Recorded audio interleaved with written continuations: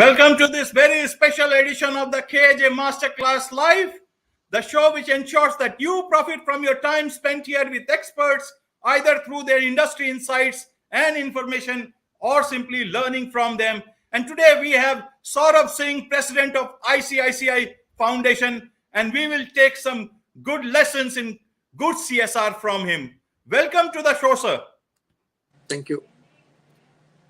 Thank you very much for your time, sir. Thank you very much indeed. In fact, I will tell you how I know ICICI Foundation. So I don't need to see any of your ads. I don't need to see any of your efforts to reach out and tell people what ICICI Foundation is. I'll tell you what my experience has been. A month back, I was doing some research for an interview for this channel with a president and founder, one of the founders of a top school in Himachal Pradesh. And there I found that ICICI Foundation is there in the education sector in Himachal Pradesh. Again, 3 days back, one of my friends in the media, his father was detected with cancer. He went back to Muzaffarpur, took a leave, and then he told me that here in Muzaffarpur, there is the Tata Memorial Hospital. He said, here ICICI Foundation is there and they have a ward which they are working on. ICICI Foundation is in healthcare. And as of today, early morning, his father was operated yesterday for 10 hours and he is recuperating in a ward taken care of by ICICI Foundation. So for me, that is my experience of ICICI Foundation being present on the ground. For me, that's a wonderful experience. And I'm sure it's a great experience for you to know it. But for me, being an ICICI Bank customer for many, many years, it makes me feel good. And I can understand the toil that must have gone in all those years to reach, 500 plus districts. We have got around 600 plus districts in the country. So if you reach to such a level, if it was a bank branch, it was understood. But if a ICICI Foundation activities, they reach more than 500 districts in the country, then it means a lot. And that is why I thought you would be the ideal person as president of ICICI Foundation to give some true good lessons in good CSR to a lot of people. So welcome once again. And that is why I just will ask you about that. But before that, the CSR part, it began in 2014, and that was implemented there. Initially, what was as a bank when obviously you people were doing a lot of great work. ICICI Foundation was already there. But how was the reaction of corporates to government legislation like this, for mandatory CSR? That was way back 8 years back. Thank you for those kind words, Ajay. And it really feels good to hear some of the examples where people have experienced ICICI Foundation. And I'll try and connect that to whatever response I'm giving. So ICICI Foundation was established in 2008 and the legislation came in 2014. Yes. So certainly the idea of development or the idea of social development had cropped in the board of directors and they had founded ICICI Foundation, and ICICI Foundation was working with common people across the country. When the legislation came, typical of any legislation, it gives guidelines, it gives prescriptions. So definitely there was a reaction as to why 2%? I mean, why it can't be voluntary? And voluntarily, most of the corporates were involved in some kind of philanthropy or some kind of social development. Right. So there was an initial reaction in 2014 that now you're forcing us and how will we manage and what we'll do. And true to the spirit of corporates, very soon things came in line things got structured, people decided their plans on how to spend the money, and of course, the initial hiccups were there that uh, in year one or year two or year three, how do you spend your 2%? But as you progress, you have your projects coming up and the projects getting implemented, the projects also pick up steam. So, over a period of time, all the corporates realize that yes, the initial few years were tough, but as and when the various CSR teams got together, various programs got together. Now, if you look at it, listen to any corporate, so many TV ads have started coming, and most of the corporates have started bragging what they have done in CSR. So now I'm finding more than their products, they're talking of their social connect. Now, Right. a legislation which was criticized in 2014 has become a point of pride for every organization. And one more part I want to mention is see, before the legislation, we did not know what kind of money would go in this.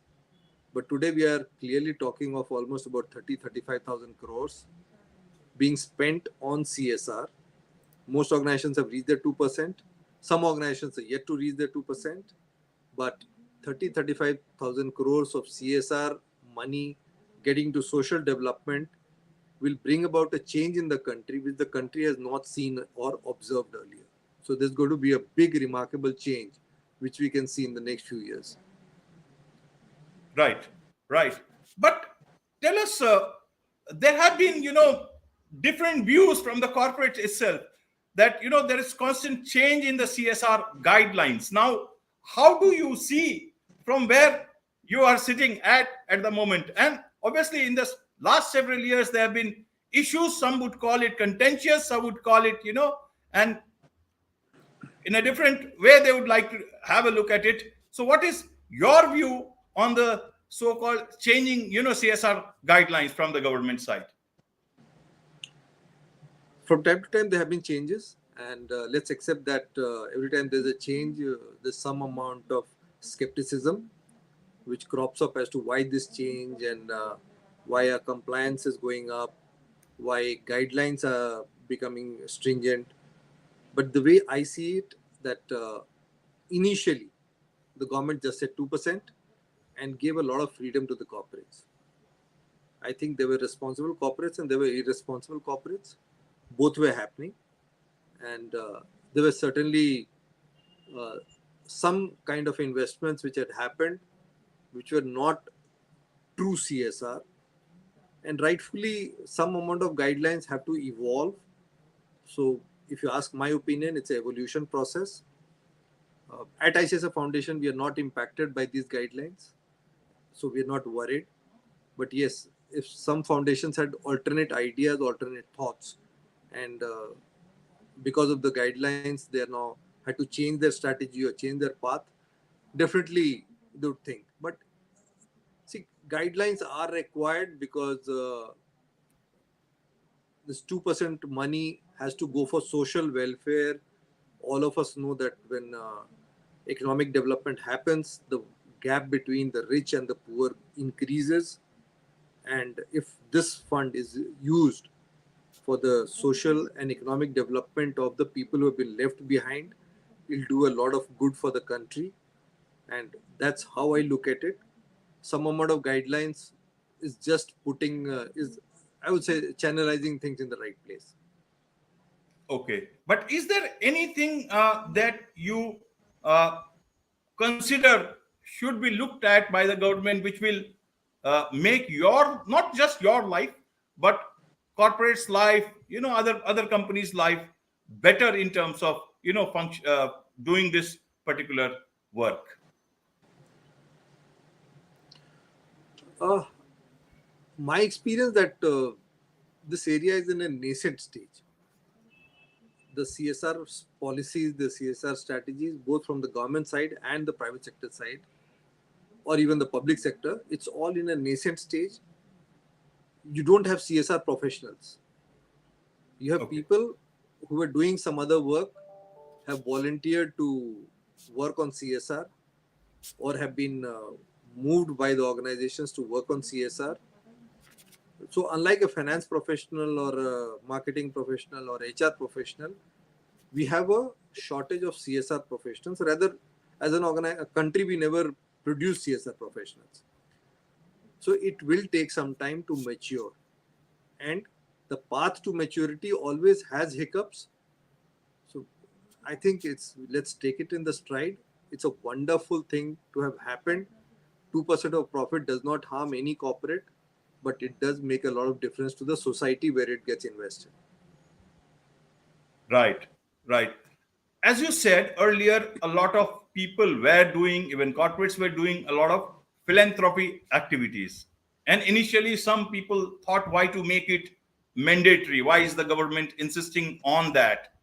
Now, how do you look at CSR and philanthropy then? I mean, are, how different are both these particular terms as per you?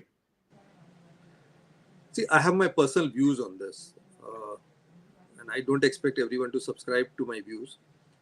But I mean, luckily for me, my board and all also agree with this, that philanthropy is something which is best left to individuals. Okay. I may want to build a temple. I may want to support a certain family. I may want to support my school. Or I may want to support my school teacher. These are things, acts of philanthropy. Whoever has something and can contribute to the people who have been helpful, friends, that's an absolutely different ball game altogether. But when we speak of CSR, in my mind, because it's linked to economics, it's linked to development, and as I mentioned earlier, the economic development leaves the poor behind. So this 2% is important to be invested in socio-economic development of people, because philanthropy gets consumed. When investment is made in socio-economic development, it brings about a permanent change.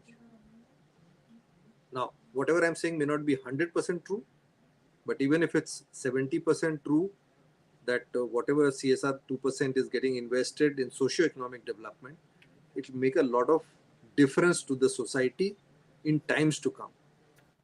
And philanthropy is something which gets consumed. It's here and now.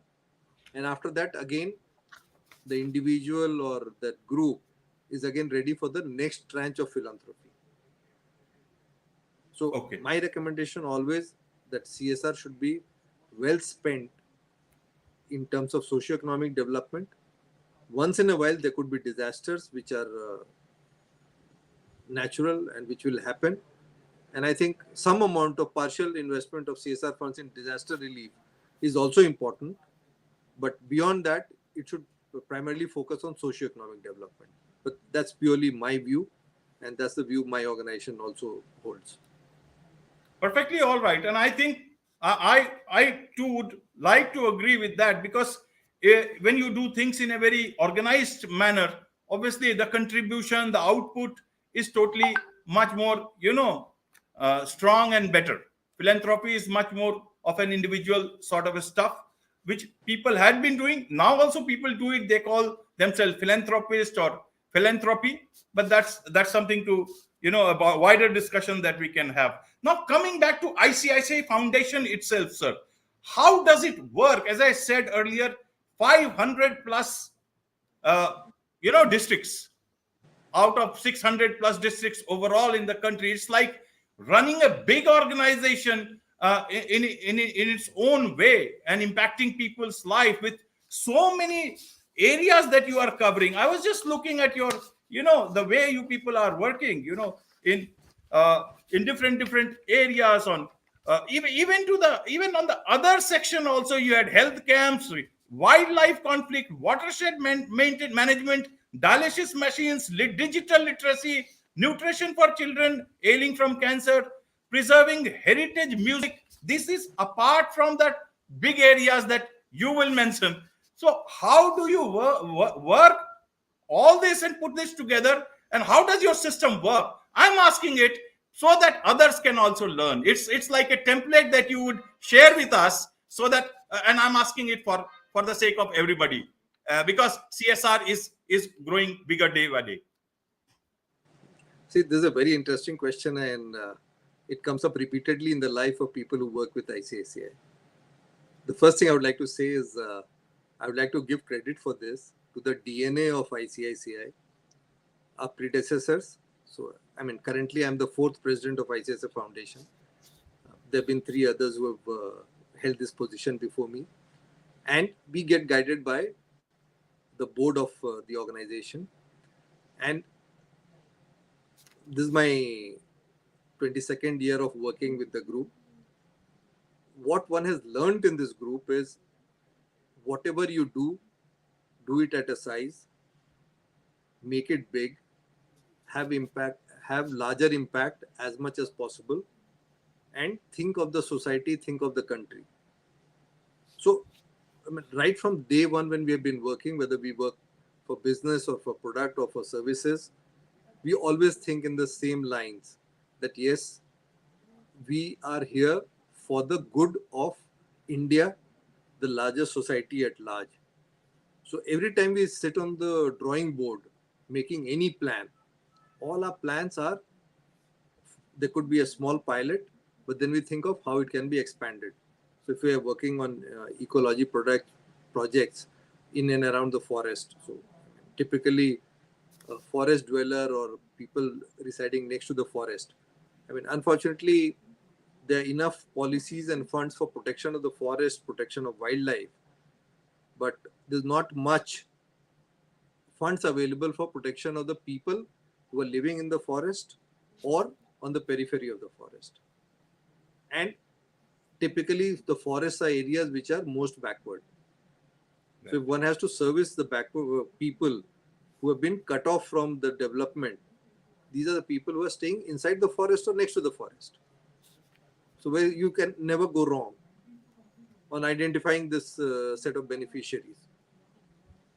And if you look at the number of forests across the country and the number of districts which have them, that itself will take you to almost 100 districts.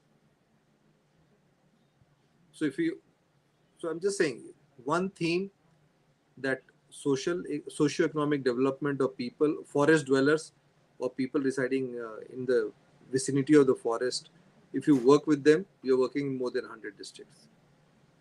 If you're working, assume on districts which are water starved, again you land up with about 100 districts which are deficient on waterfall, and they need to have structures which in some form or the other are able to store or recharge the water so that they have enough water for at least the second crop and the third crop.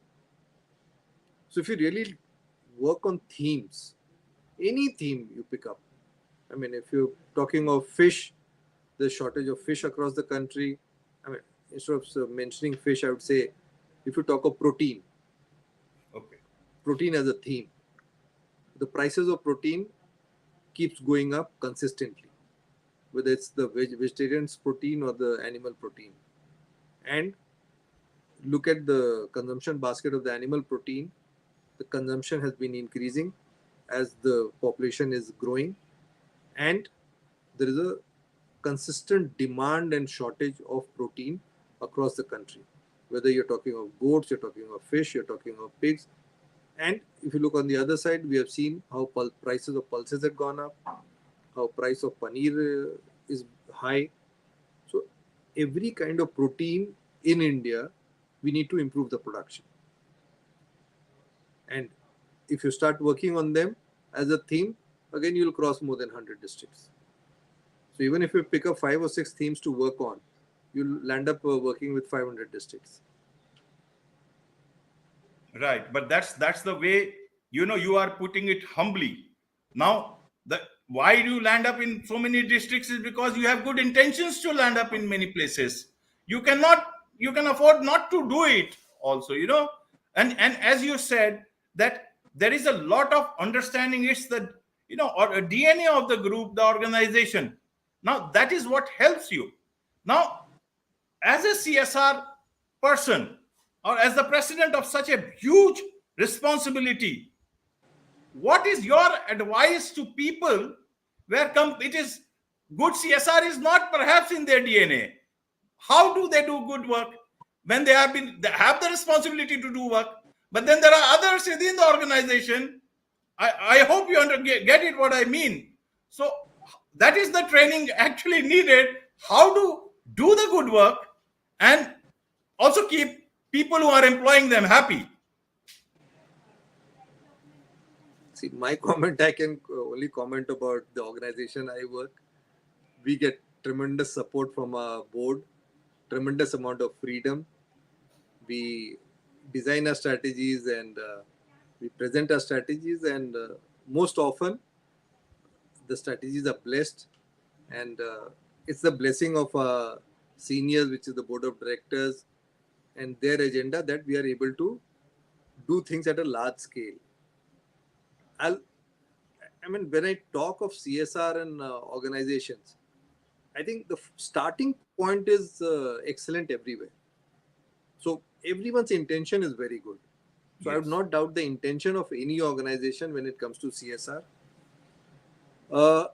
I think the framework in which people think, that would differ. So as I narrated earlier, that at ICICI we have been trained to think of country, we are trained to think of development. Because the old ICICI was a development finance institution. So the agenda with which it was created was development. Now there are other organizations which are product centric. They may have their own challenges. They may have their could be geographical challenge, people challenge, or not having people who understand enough of everything.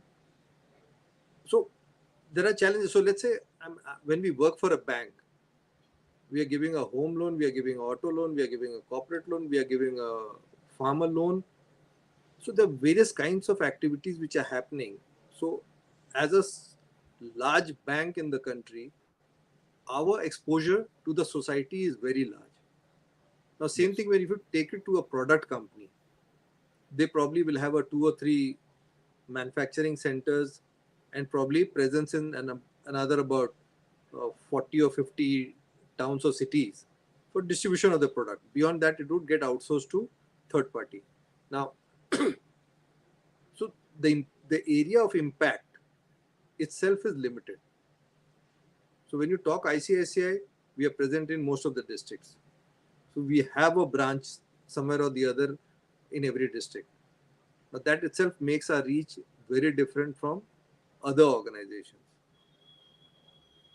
So every organization thinks good, but given the limited area of operations, whether geographically or maybe led by their products, they typically limit themselves to areas which are more manageable.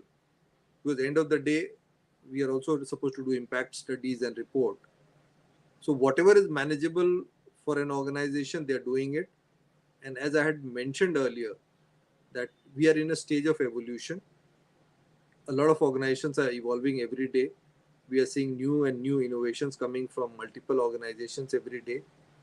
And it's a matter of time that things will pick up and be at a very different level from where we are seeing today.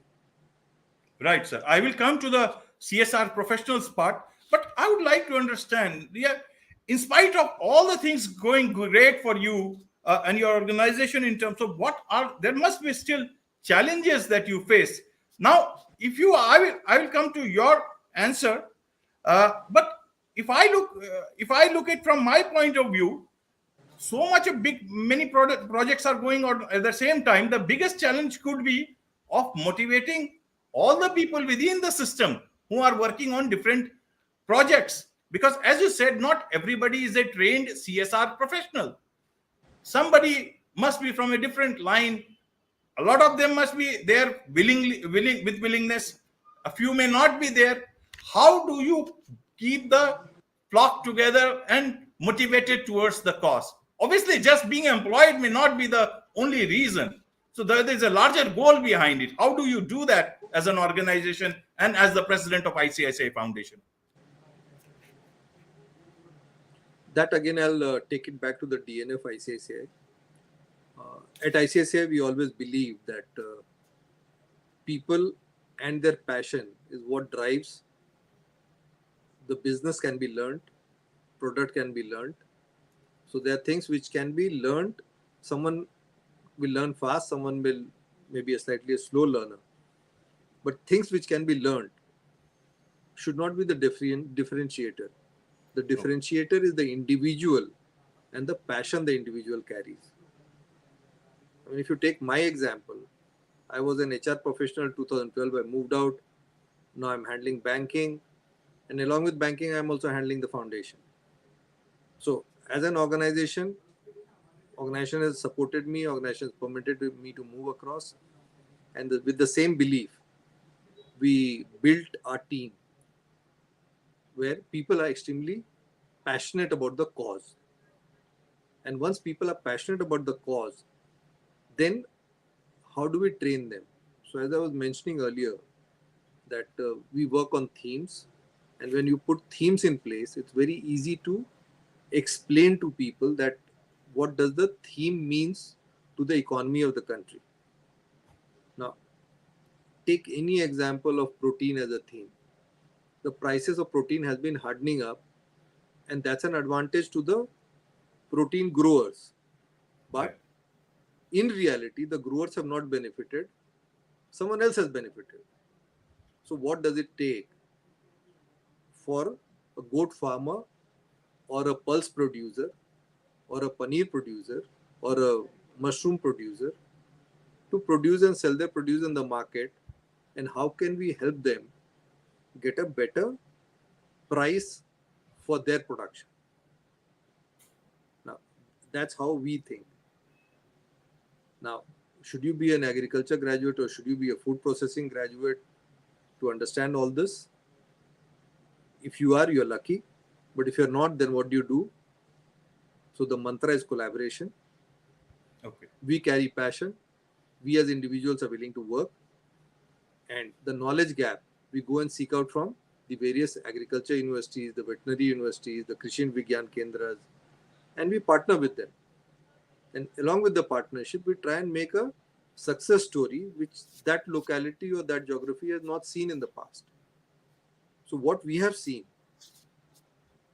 I mean, there are platforms. I can tell you that I've stood on a platform where the local panchayat leader was there, uh, professors from agriculture university were there, people from forest department were there, people from local administration were there, two or three entrepreneurs were there, and ICICI Foundation was there. Now, such a big group doing what? When such a big group collaborates, it can very easily make a difference to 2,000 families, 3,000 families in that geography. So,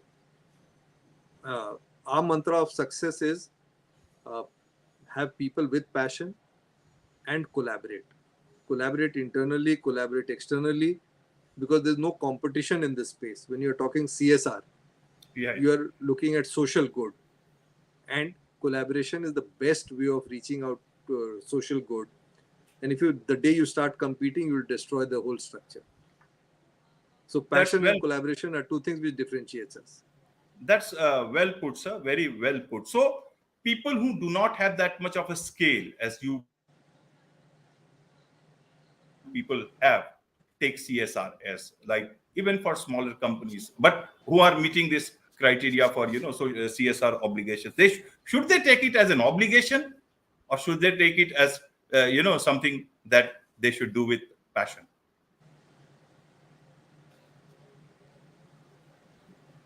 See, passion is what drives us, and collaboration is what fills the gaps. Because none of us as an individual should take credit for success. In Okay. life, if you have achieved success, somewhere are parents, somewhere are teachers, somewhere are friends. There is an ecosystem at every stage in life which helps us perform. Right. So there's a early childhood ecosystem, there is a college ecosystem, and then there is a corporate ecosystem. But at every stage, there is an ecosystem which helps you perform. And that's why I said collaboration. That the Okay. day we start becoming self-centered, that I have done this, we'll lose out. Right, So sir. Right, sir. it's Now, very important for everyone to see collaboration. I mean, while I say this even in the business side, but business side still people may want to differ with me. But on the CSR, there is no other way but to collaborate. And even for business, I always say collaboration is the best method, because end of the day you are working for the society. The returns will come. If you're good, the society will give you returns. Need not worry about that. yeah, absolutely, absolutely. I can see the width of the collaborations you must be having. Primary healthcare, elementary education, skill development, sustainable livelihood, financial inclusion, and rural development. And then there is a segment called others, where you have got all those different things that I initially talked about.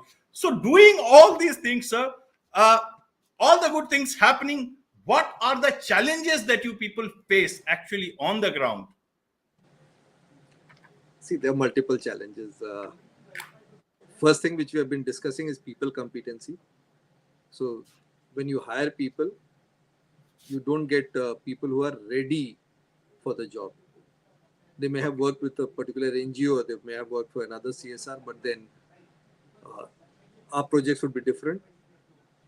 So we hire people with intent, but then we need to prepare themselves. So there is one, when we create our teams, there are challenges.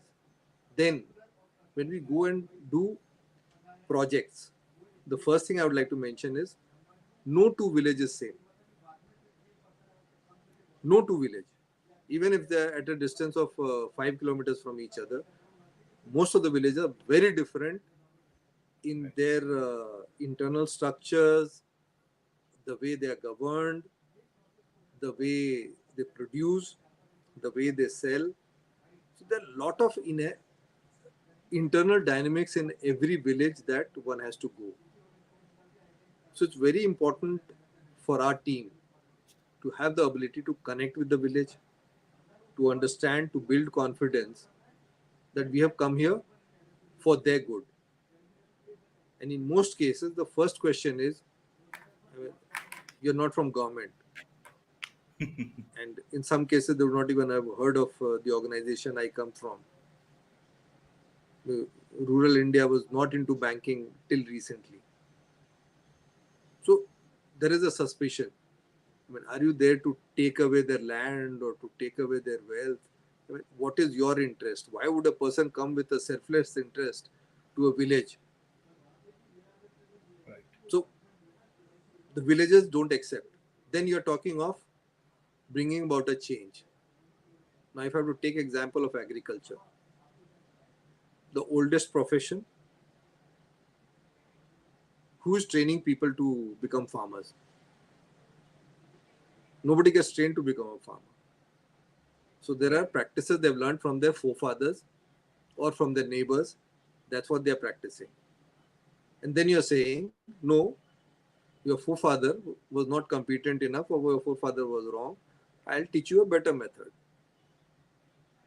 So just understand, I mean, if I've grown up wearing jeans and t-shirt, and you tell me no, that's not the right dress, you need to change your dress, you need to wear something else, the resistance I'll have is the same resistance when we go to a village. And The example you are quoting, sir, is can only come from a person who has seen things on the ground. I can fully relate to it. so when you go to the ground, it's not easy to uh, get people to listen to you. So Right. ability to influence is required in every CSR professional. And when they start listening, when you're talking of, let's say, water management, if you're talking of crop management, the result comes after few months. Now, those few months are months of anxiety. I'll give you another example. Why too many orchards are not grown in villages? You don't find villagers planting orchards because the result of an orchard comes after 5 years to 8 years. Okay. And after 5 years, if you realize that I planted a wrong variety of fruit, so the particular mango, seeing the mango plant, I don't know what kind of a output it will give me. But after 8 years, I may know that yes, I've got a wrong variety of mango that doesn't get me a good price. Then what? My 8 years are gone. So it's very important to build an infrastructure which gives confidence to people that yes, you can get the right variety of plant, the right variety of seed, because the gestation period in all this is long. And for a farmer, if it's a marginal farmer, 2 acres of land, something goes wrong, the entire year's livelihood is at stake. So, as CSR professionals, we have to be very careful that we can't put the family at stake. If there's Right. something goes wrong, we are responsible.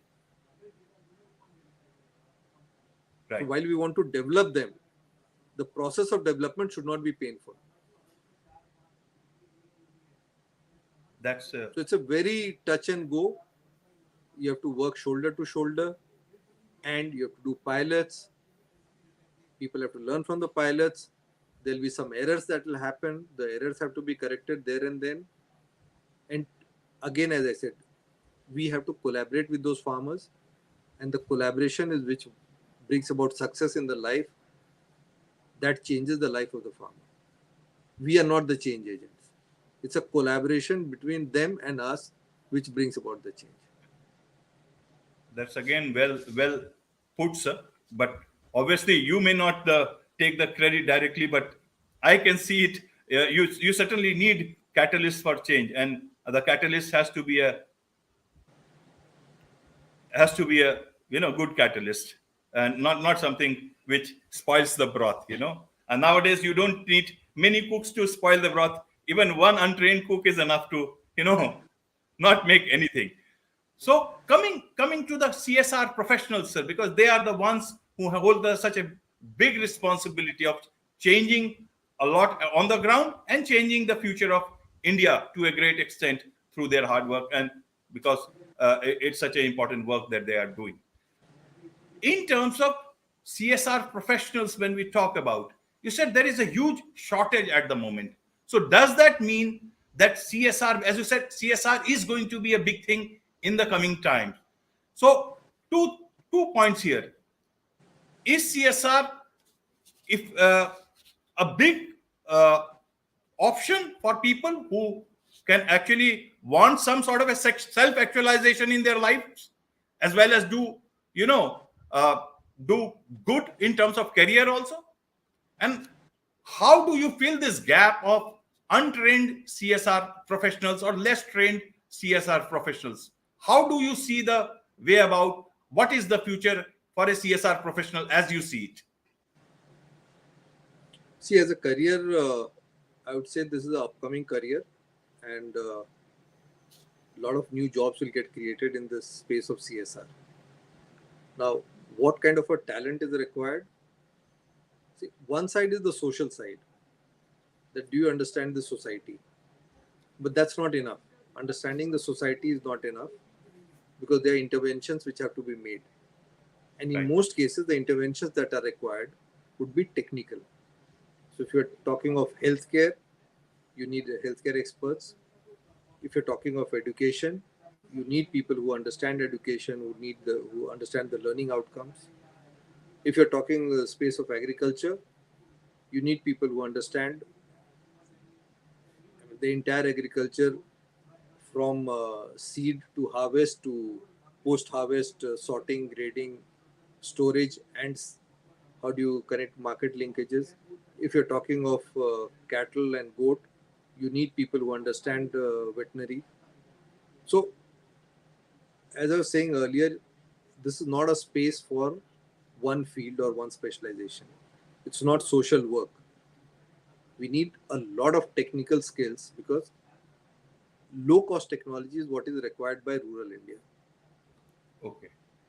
And what are those interventions which can turn around the income of people in rural India. The way I see it, that it's wrong to attempt very large things. It's best to attempt that at an individual level, how can I increase the income of individuals? So if it was an X last year, can I take it to 1.25x? And even if I'm able to take it at 1.25x for 3 years, the income is more than doubled. And the lifestyle doesn't change so fast. So the biggest expense for a person in rural India is health and education. And both these things that require cash. So if the cash flow, and if the farmers are dependent on a single crop, how do you get them into multiple crop, multiple sources of income? So with the farm, how do they have proper cattle, proper goats? How do they have a good quality kitchen garden? I mean, you'll be surprised to know that good quality kitchen garden does not exist in rural India. It does not. And in most cases, the rural India is actually consuming fruit which is coming, fruit and vegetable which is coming from the mandi. The culture of growing your own vegetable and fruits doesn't exist in majority part of the country. In certain seasons they have them, majority of the time they buy. Is it possible to bring about a change? 100%. 100%. The villages were always self-reliant. They can again be made self-reliant, and they can be trained into how to generate that cash income. So cash is what is in short supply. Okay, so rural India or Bharat is it has a lot of gaps, and it is a lot of opportunity also for people who are serious in CSR. You, as ICICI Foundation, you have lots of projects in across the rural areas all across the country in different under different projects. How do you view all your projects and look at it from a distance, that has it impacted Bharat, the real rural India? How has it impacted? How much has it benefited actually from your point of view when you do assessment of the activities that you have done or are still doing? See, every time we identify a project, the first premise of a project is that we have gone to a particular geography. So in most cases, we'd call it a village. And what is the village producing? What is the village consuming? What are the shortages and surplus? Whatever is in shortage, can it be cultivated locally or can it be produced locally by the same residents of the village? If it can, then their cash outflow reduces.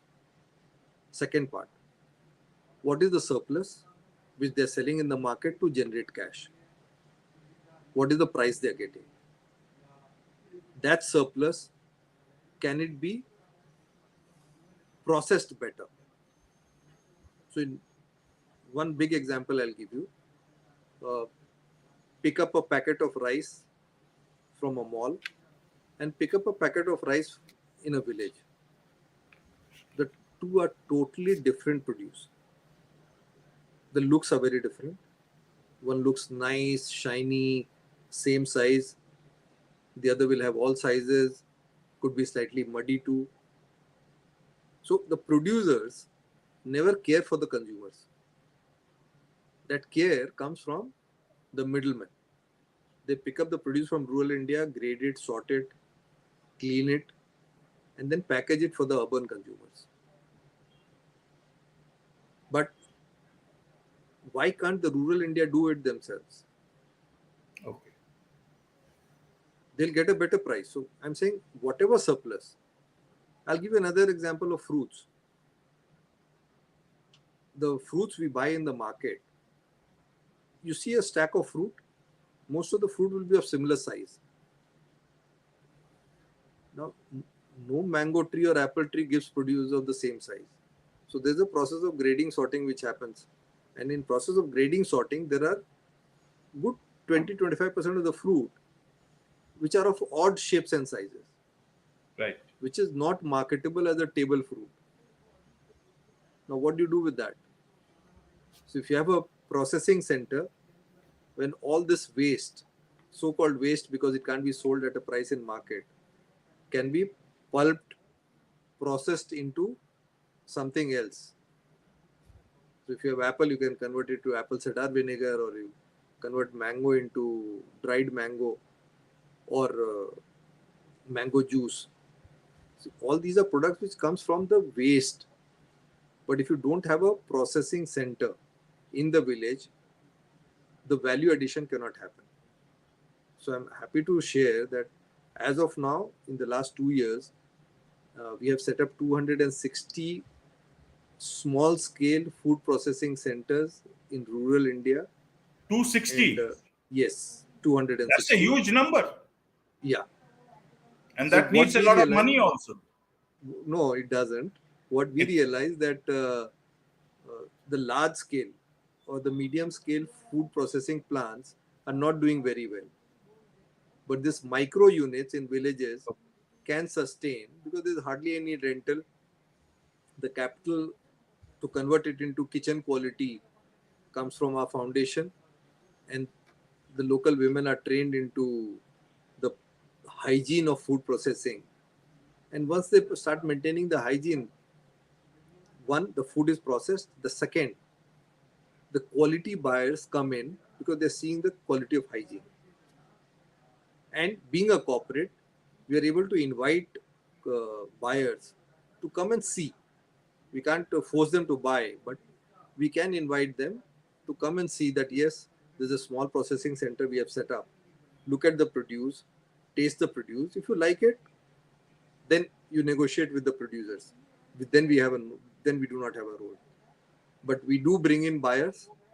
And one of a big success has been these centers are run by self-help groups, and they manage everything. We are just the creators of it and trainers of it.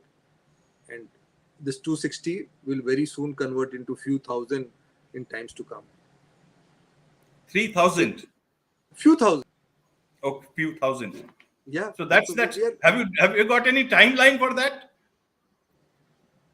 I would not like to put Okay, timelines fair. here, but Yeah, fair, just to fair enough. share. But that's very heartening, with the impact and the work that you people are doing on the ground. As I said, a person like me does not need to see any advertisement for ICICI Foundation. A person like me does not need to see any other activity on the ground because I experienced it. A lot of people must be experiencing it in their own lives with the projects that you are putting on the ground. And a lot of people want to be a part of it, perhaps. I saw ICICI Academy. A lot of courses were there, digital courses. I was impressed. Means there is so much to gain out of, you know, a website like yours. Now, how do people experience ICICI Foundation? Is it that they wait for a project of yours to come into their lives? Or if they want to connect with you people, how do they want to do it? Suppose if they want to do a course or they want to connect with you people for a project, want to add to it, not for a job or anything, but just to be a part of the good work that you are doing, just some sort of a sense how to get connected with ICICI Foundation. See, at any point of time, we keep looking for good technical ideas which can be converted for benefit of the rural population. Typically, what we find that cost of technology is very high and prohibitive for small and marginal farmers. So our area of interest is that any technological innovation which is beneficial for small and marginal farmers, if it's financially viable, how to take it to the farmers, and probably the manufacturer or the innovator may not have the wherewithal. But yes, at ICICI Foundation, we can assist them in conducting pilots with the farmers. And if the pilot is successful, then the farmers are free to buy or reject the product. But yes, as ICICI Foundation, we are willing to assist people who want to do rural innovation. Any kind of rural innovation, it fits into our scheme of things, and we are always willing to evaluate and collaborate to make things successful, which the end result should be a benefit to the small and marginal or even landless farmers. So Fine. anything for Fine. rural India, any innovations, we are most welcome to talk with, to discuss, and to take it to rural India. Right, sir. Right. Now, as last question, as I would just any special tips or as a closing sort of a thing to sum up, what would be your few words to CSR professionals as they move forward now overall? How do they look at it? See, I talk of corporate CSR, and see, the corporate CSR by design gives you funds to spend, and all of us know that when we are feeling low at home, we go out shopping, we go and spend money and feel good. Now it's very Or lucky to or be in a or wives go for shopping and the men feel low at home. Yeah, so it's carry on, sir. so it's really lucky that one gets to handle foundation and be responsible for investing the funds which the organization gives you, and to spend it responsibly, and to bring about some amount of change and sustainable change, which in the long run helps the brand. So if the society has trusted us with their money, we handle so much of money of individuals.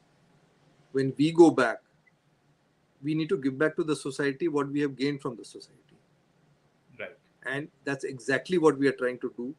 That if we have benefited economically from the society, we'll make the society also benefit economically by our interventions. And that's what keeps us driving. And my take for CSR professionals is we are a very large country, very diverse country with very diverse requirement. So what I am saying holds true for me, my thoughts. Anything and everything you do, the country needs. The country needs you. There are more than 600,000 villages. No corporate can cover. The governments are struggling to reach out and develop these areas. Sundarban has no roads. The Himalayan region has roads for few months in a year. Rest of the year they are cut off.